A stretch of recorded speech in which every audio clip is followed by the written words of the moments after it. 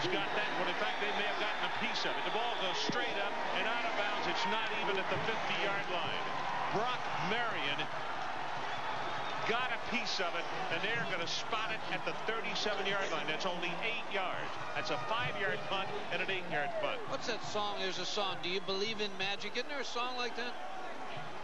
6:32 left in the third. We'll take a break.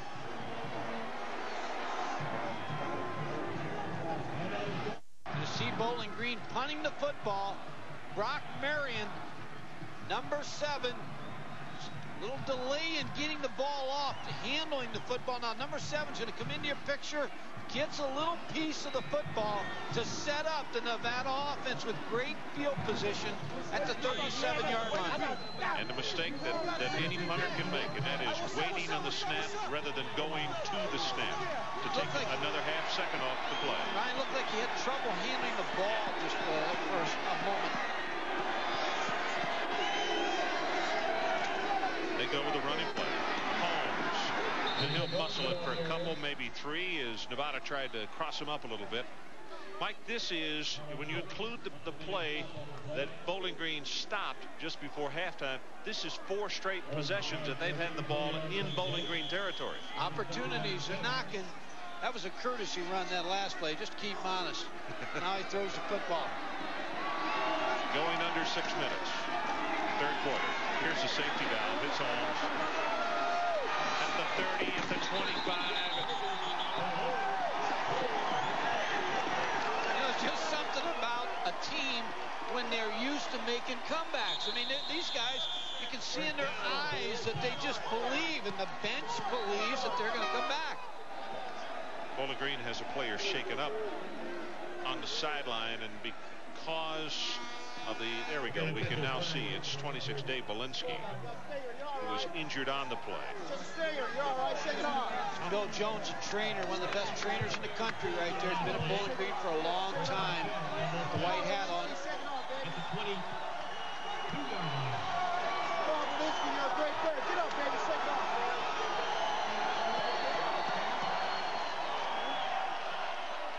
You see the end of the play. Dave Belinsky, number 26, comes in low and gets hit, looks like in the back of the neck, Ron. He could see that he was coming close to the sideline, I think, Mike, and that's the reason he came off the play. Didn't want to get the 15-yard penalty. And exactly what he did. You're right.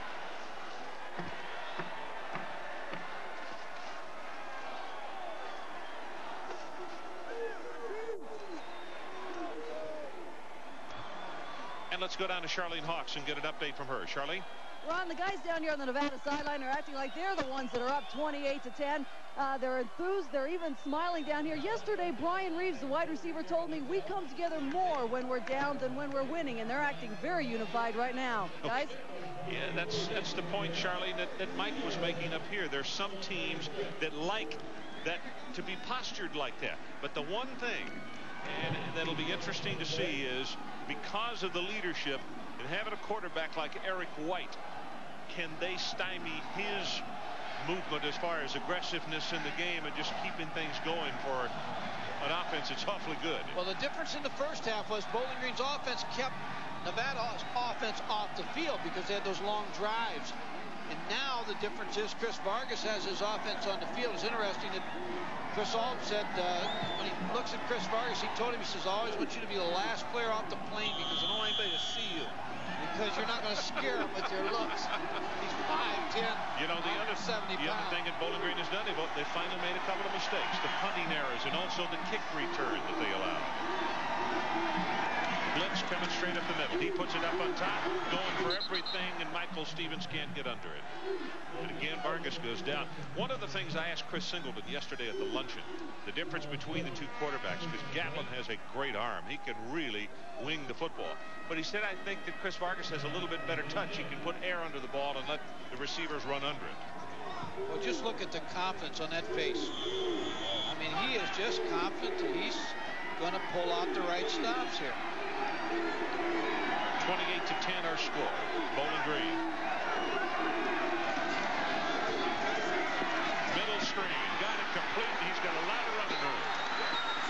Reeves first and goal at the 5-yard line. the stop, and it's a gain of 17.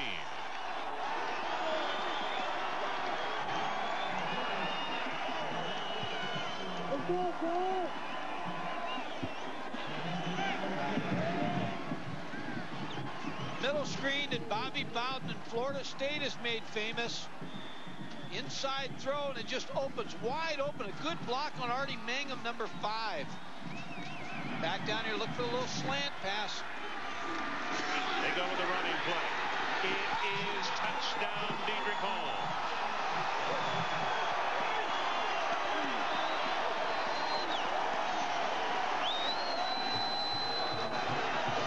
Tom Matter with an outstanding block on the play, and look out. It is now 28-16 with the extra point attempt to come. Can't run the ball the whole game, and now the passing game has opened up the run for Nevada.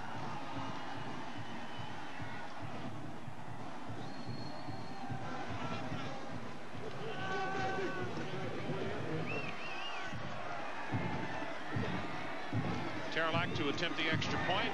He's got it.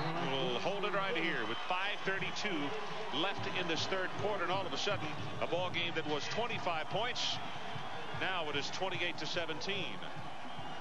Derek Holmes, number 26. When you throw the ball successfully, you get people back on their heels, and then you run the football. Dedrick Holmes, number 26, for the touchdown. Good block.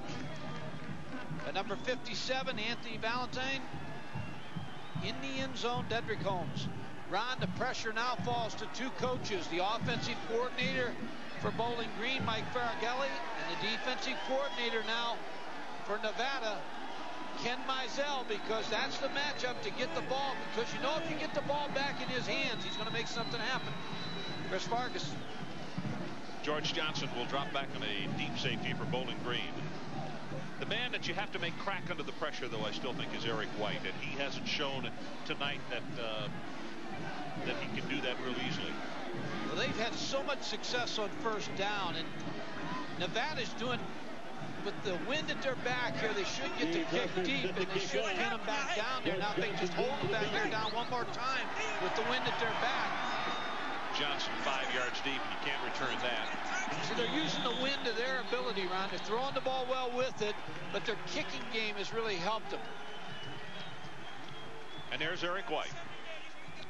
2 straight years, the Offensive Player of the Year in the MAC Conference, and also the MVP 2 years in a row. MVP and Offensive Player of the Year, both. Saw Pro Scout Sid Hall of the New York Jets before the game. He was down the field watching him warm up. People are looking at him more and more. Gary Blackney feels like that he can play at the next level, the pro level. They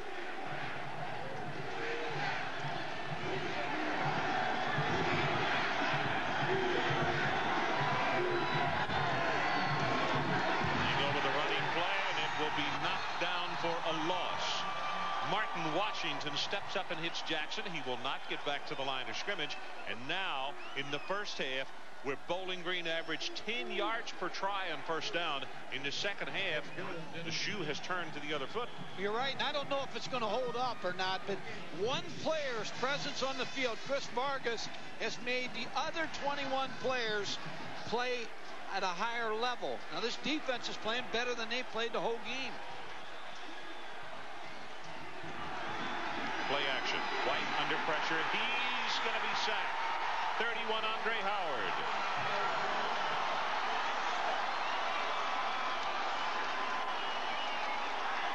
Their level is up. I mean, the level of the sense of urgency that they're playing with right now is very impressive. And you got to credit Chris Ault, the head coach, at halftime. Good adjustments, because you know both staffs see a lot of things in the first half. They're starting to pressure Eric White a little bit more from the backside. Good play action fake. Andre Howard, number 31, with a sack. Big third down play here, 3rd and 20.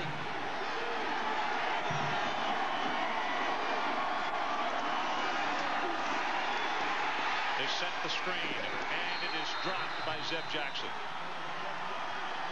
Here's the situation now, Ron. Every time a team has punted into the wind, the other, except one, the other